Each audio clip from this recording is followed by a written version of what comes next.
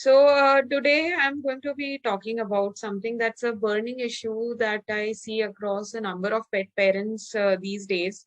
Like how to walk your dogs when there are a number of street dogs around, because there are a lot of challenges there.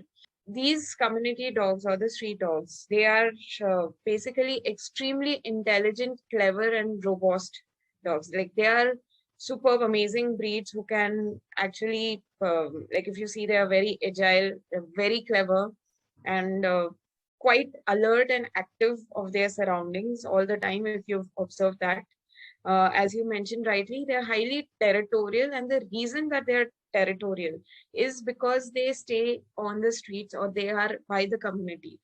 Okay, another thing is you will also see them working in packs. This is something that you've already observed. They all work in packs, but this is where our issues kind of lie, because when they work in a team is when they know that they can survive better. Generally, wherever you are facing conflicts, you will see there are zones. There are certain zones you don't face such conflicts through and through all your. Your first zone of conflict generally that you face is while they are taking shelter under the cars. Um, our dogs have an habit of, going car by car to tires and trying to sniff things, and they want to sniff where the tire has been to. Dogs have peed there, etc. And there is a street dog already resting under there.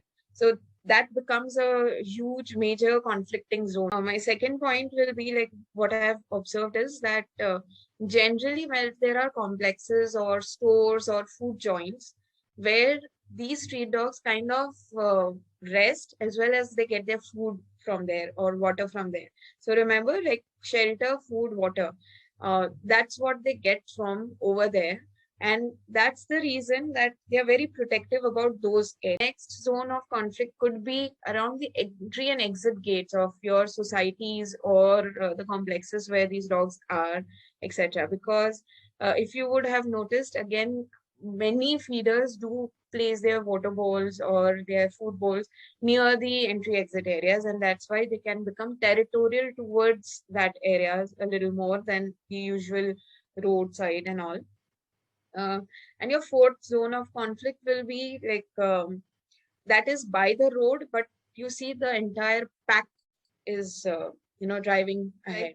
We discussed earlier, they are territorial, and hence they are. This could be your major reason of conflict. Second reason could be that the dog is fearful. The street dog, I mean, he or she might not be territorial. He might be just fearful. Your third reason of conflict could be that your dog, the street dog, is just trying to befriend, or just trying to know your dog. Only by looking at the body language and the tone of vocalization, you can figure out if the street dog that you are coming in contact with or you're observing from far away, is that dog territorial, fearful, or friendly?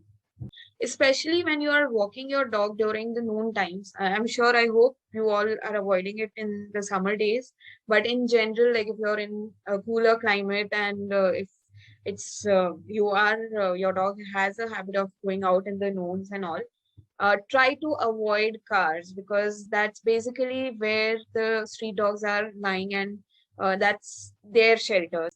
If you see a dog approaching you, like the dog is actually coming in, you see that's a territorial dog, or that's a dog, like, he has a very loud body language charging at you probably, then I think that's the best way to do is to just change your direction and walk the other way. uh, I'll be pointing out again that look at the body language. What is the dog trying to say? Right. Another thing, start from day one, today itself, that teach your dog to focus on you.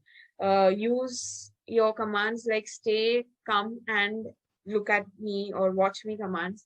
Use that, and train your dogs to listen to you in distractions.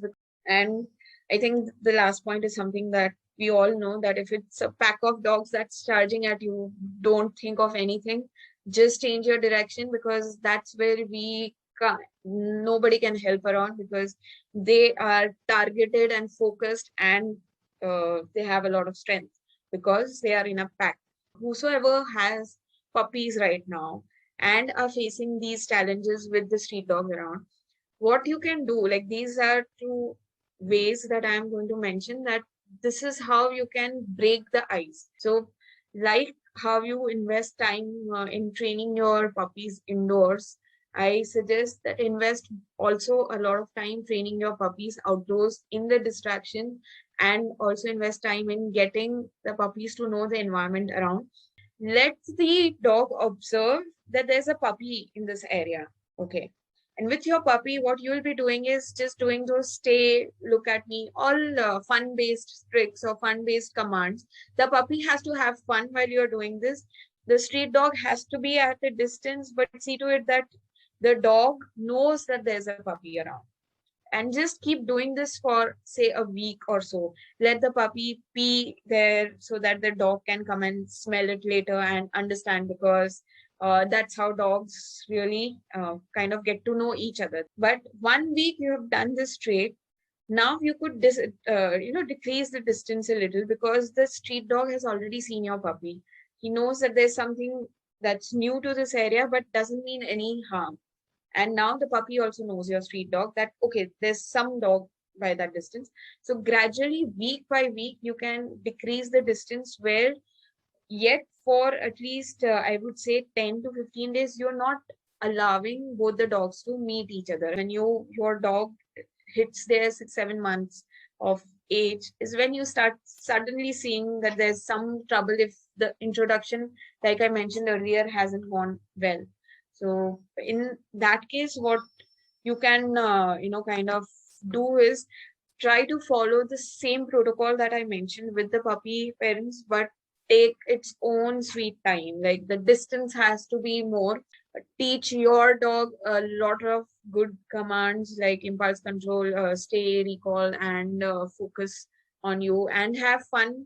So your dog knows that it's fun when the street dogs are around. Like we are communicating, we as in you and the you as a pet parent and your dog. Whereas the street dogs have to start realizing that that dog being there means no challenge to us.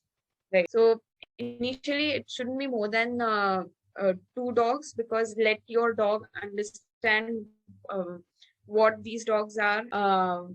If it is a street dog, especially that you want to introduce, make sure that the street dogs knows you also, because if at all anything is going to go wrong, the street dog should be able to listen to you, understand you. You can work out through your emotions that this is not something that you like him or her to do.